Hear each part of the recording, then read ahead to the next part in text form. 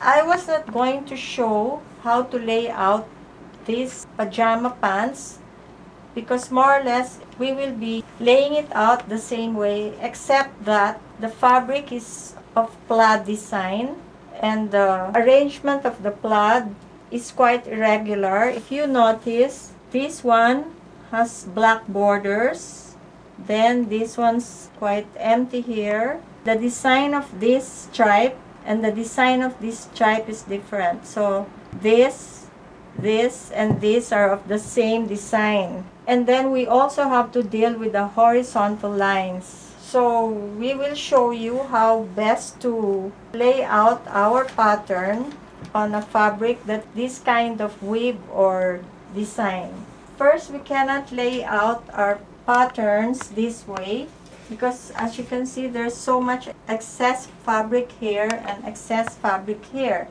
And also underneath, as this is a folded fabric, you will see that this design, this stripe with the black borders is not the same as the design here. So we have to move the fabric so that this plaid design with the black border is lying on the same design.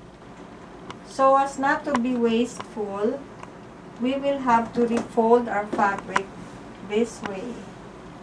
And we will have to look for the same stripe design.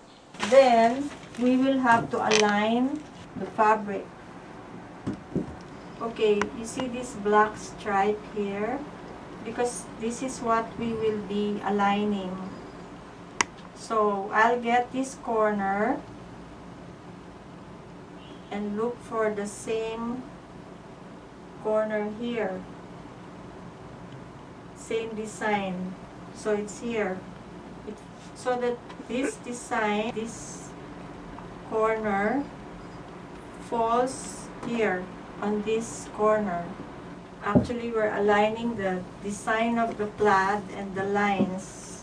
Then we will also check if the width of the folded fabric is adequate for our pattern that we will lay on the fabric.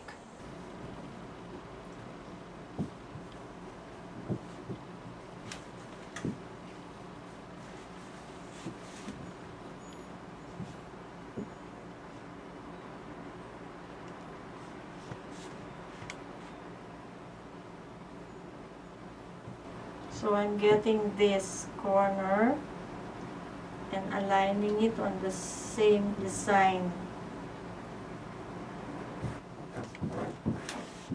Since this is a flannel material, the weave is quite loose. So we're just doing our best to align the designs.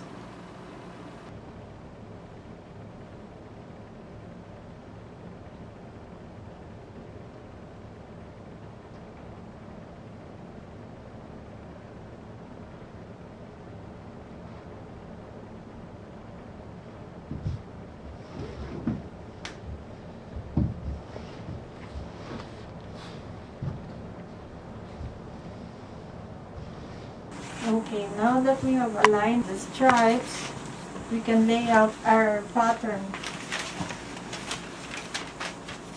We can lay it out this way. We can choose this black line to place our grain line here, and the red banner here or line, the bottom of it will be the hem of the pants. So it will go this way.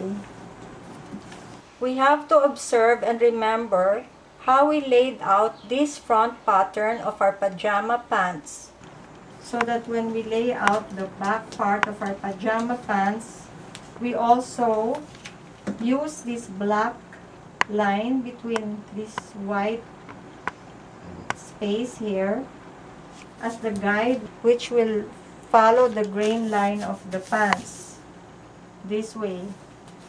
Later on, when we lay the back pattern of the pants, we will also use the same design. Follow the stripe that we used for the bottom of the pants. This way, when we connect the outer side seam and the inseam, more or less, the lines will also be aligned. The seam lines will show a continuous flow of the stripes. So this part of the pants, we may fold the other way and see if it will fit the other side of the pants, which is the back side of the pants. Okay? This is the completed pajama. If you will see, more or less, the lines are aligned. Okay? This is the center front seam line. And if you notice, more or less, the lines or the pattern of the plaid design is aligned on the right side of the front pants and the left side of the front pants. And so, even the outer side seam, you notice more or less they're also aligned.